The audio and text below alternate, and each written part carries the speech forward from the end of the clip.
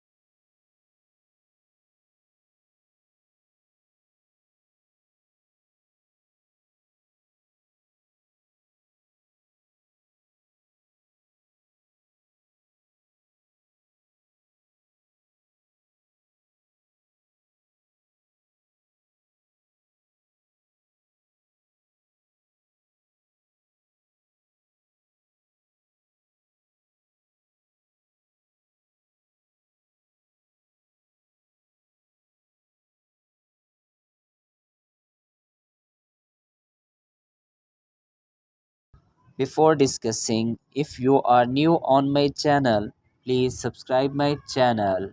Even that my upcoming video can reach you very soon. Without time wasting, we discuss the symbolism in The Lighthouse by Virginia Woolf. The first symbolism is the title to the lighthouse itself is a symbol. The lighthouse. The lighthouse itself serves as a powerful symbol throughout the novel. It represents the various themes, including the passage of time, the pursuit of knowledge and meaning, and the unattainable nature of some human aspiration. The journey to the lighthouse and the eventual return without reaching it symbolize the characters' attempts to find meaning and connections in their lives. The second one and the important symbol is the Ramsay house. The Ramsay family summer's home on the Isle of Skye is a symbol of stability and tradition. It stands in contrast to the transitory and uncertain nature of life, especially during and after World War One. The house represents the desire for permanence in a world marked by change. The next one is art and creativity. This symbol shows the Lily Briscoe activity. Lily Briscoe paintings is a recurring motif in the novel, symbolizing the creative process. Her struggle to capture the essence of Mr. Ramsay in her painting reflects the broader themes of art's ability to preserve moments and emotions, and the challenge artists face in conveying their vision. The second is time and memory. It shows the passage of time they are spending on the summer vacation. Time and memory. It symbolizes the novel explores the fluidity of time and memory through its non-linear narrative and the character introspective thoughts. The ticking of the clock and the rhythm of daily life symbolize the passage of time, while the characters' memories and reflections emphasize the significance of the past in shaping their present experience. The next one is nature, and it is the most important symbol in this. The nature world, including the sea and the landscape, serve as a backdrop and the symbol of the characters' emotions and inner states. The changing weather and the sea's moods mirror the characters' shifting emotions and perspectives. The next one is dining table. The dinner table. It symbolizes the family's dinner table. Scenes represent moments of connections and disconnections among the characters. They symbolize the complexities of human relationships, the challenge of communication, and the underlying tensions within the family. The next one is window. Windows appear frequently in the novel and represent a barrier between the characters and the outside world. They reflect the characters' introspections and their yearning for connections and understanding beyond the confines of their own minds. The second one and last is philosophy books of Mr. Ramsay. Mr. Ramsay's obsessions with his philosophy books symbolize intellectual pursuits and the quest for knowledge. His preoccupations with these books also highlights the contrast between his academic interest and his struggle with emotional connections. Now we may conclude these symbolism these symbols into the lighthouse contribute the novel's explorations of themes such as passage of time, The impermanence of life, the complexity of human relationships, and the role of art and creativity in preserving moments and emotions. They add depth and layer of meanings to the narrative, inviting readers to engage with the text on multiple levels. Students, I hope you will better understand. Thank you so much. Hit the bell icon. Without time wasting, we discuss Sufism by Carl W. Ernest. First, we see the introductory part of Sufism.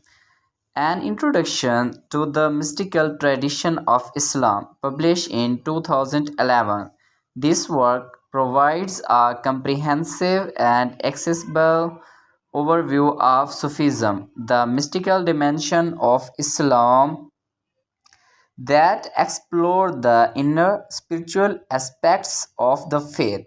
While I can't provide a precise summary of the book, Sufism by Carl W. Ernest, I can offer a general exploration of key themes often associated with Sufism. There are key elements and key themes involved in Sufism. The first theme is historical context.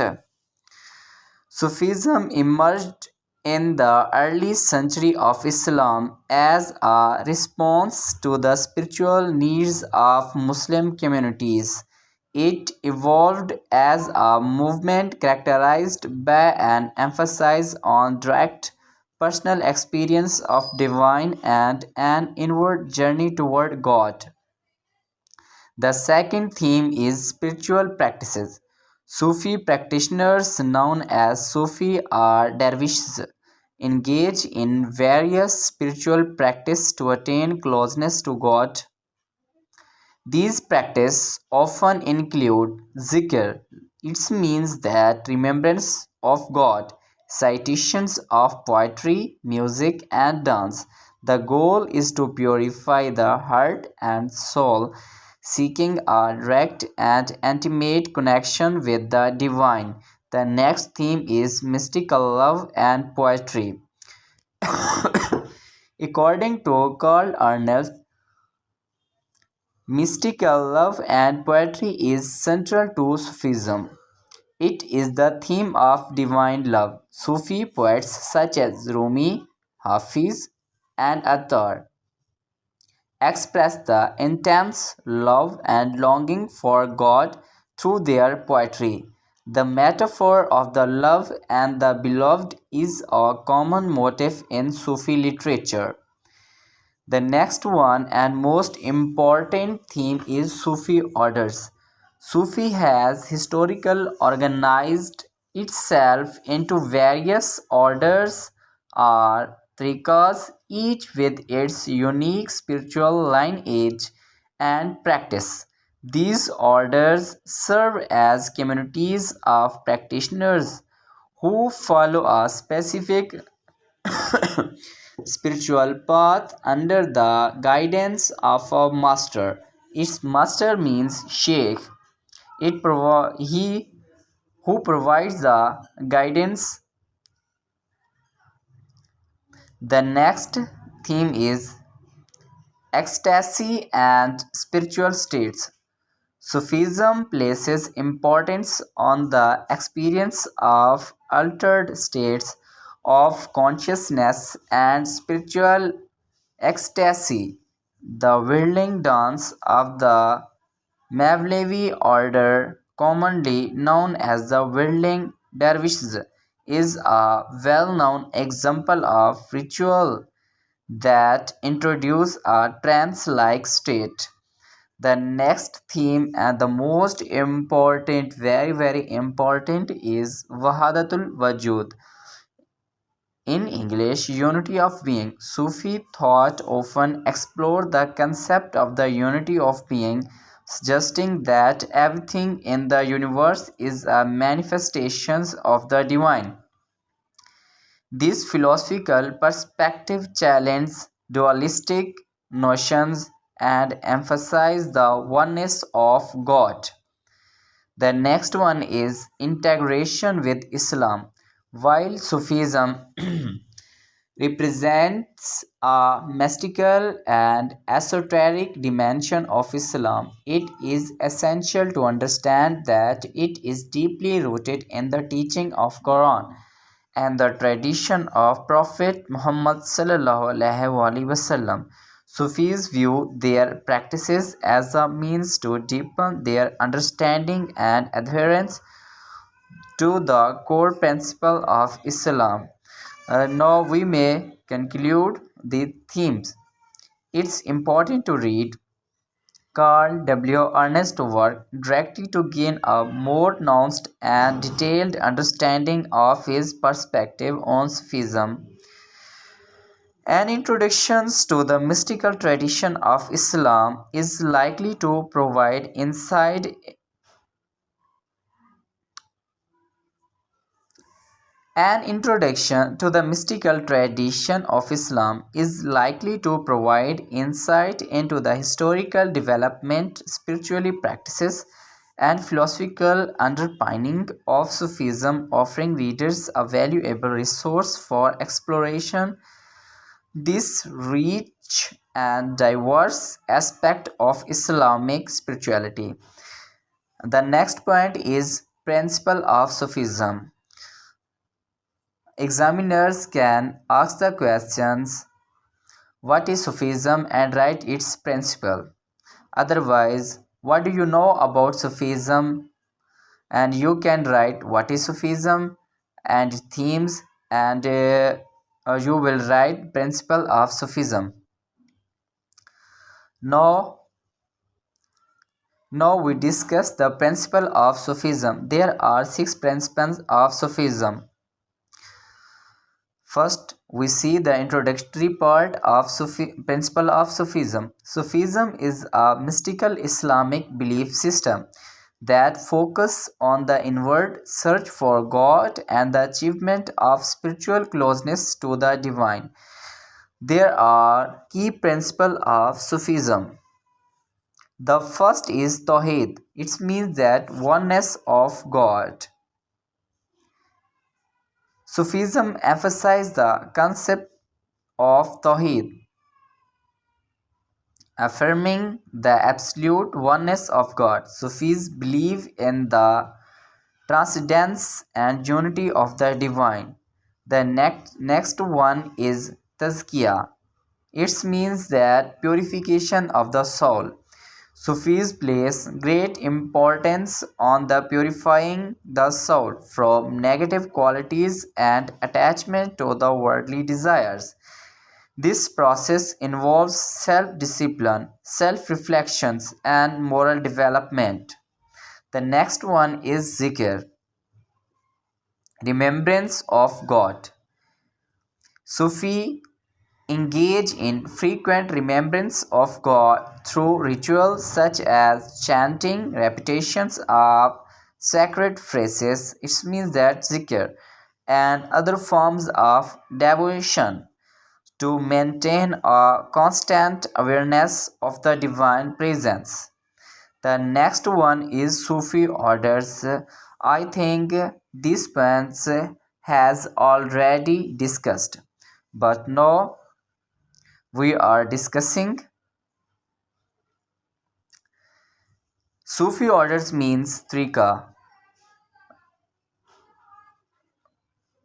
The masters provides these points. Sufism often involves membership in a Sufi order known as a Trika, which provides a structured frame for spiritual development.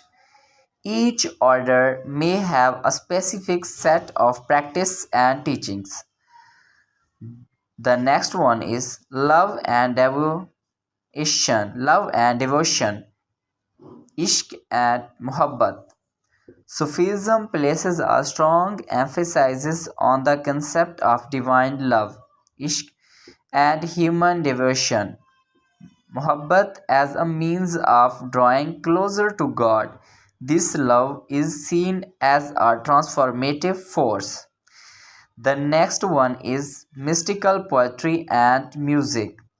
Sufis often express their spiritual experience through poetry and music. The works of famous Sufi poets like Rumi and Hafiz convey deep spiritual insights and themes of love and unity. The next one is meditation. Sufis practice meditations and contemplations to achieve a higher level of consciousness and a deeper connections with the divine. This involves introspections and focus on the heart. The next one is Sufi saints and spiritual guidance. Sufis acknowledge the importance of spiritual guidance or masters.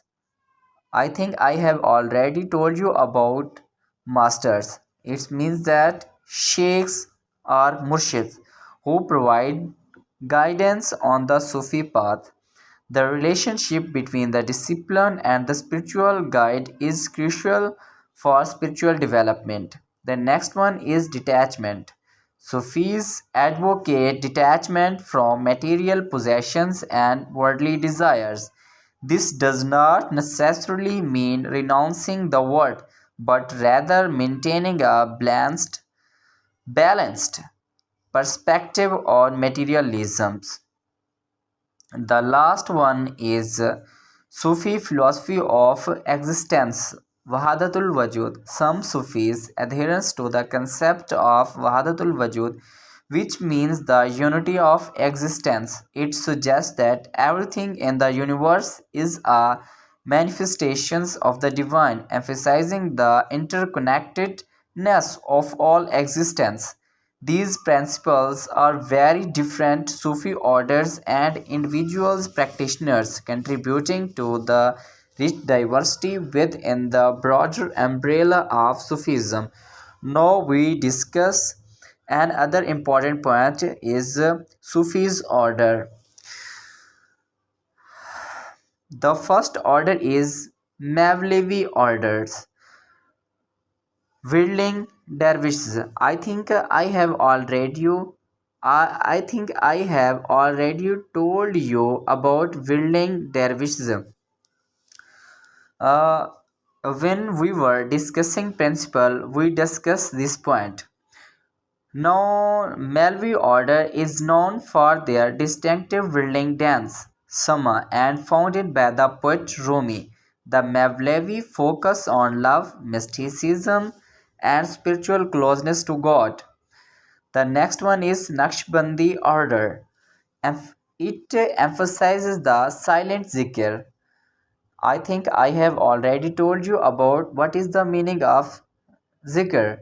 It means that remembrance of God, meditations, and a structured approach to spiritual development. The order places importance on following the guidance of a spiritual guide. Spiritual guide home delivered by Sheikh Qadri order. It is founded by Abdul Qadir Jilani. It emphasizes the inward search for God and encourage followers to lead a balanced life combining both worldly and spiritual pursuits. The next one is Chisti order, founded by Khaja Muhyiddin Chisti. It emphasizes love, devotion, and hospitality. Chisti Sufis often engage in sama and believe in the transformative power of love for God. The next one is Sohrawardi order. This order is founded by Shahabuddin Sohrawardi. It focuses on philosophical and intellectual aspects of Sufism. Sohrawardi Sufis explore mysticism through both intellectual and inquiry and spiritual practices. The next one is Rafi order, known for its energetic rituals including chanting and whirling. The order places importance on ecstatic experience as a means of attaining closeness to God. The last one is Tijaniya order, and this order is founded by Ahmad al-Tijani. It has a strong presence in West Africa. The order places emphasis on the recitations of specific invocations. Invocations means zikr and adherence to the teaching of the founder. The next one is stages of Sufism. Now we discuss the stages of Sufism according to Carl W. Ernest. First of all, what is Sufism? The mystical dimension of Islam is called Sufism. It encompasses the various stages of spiritual development.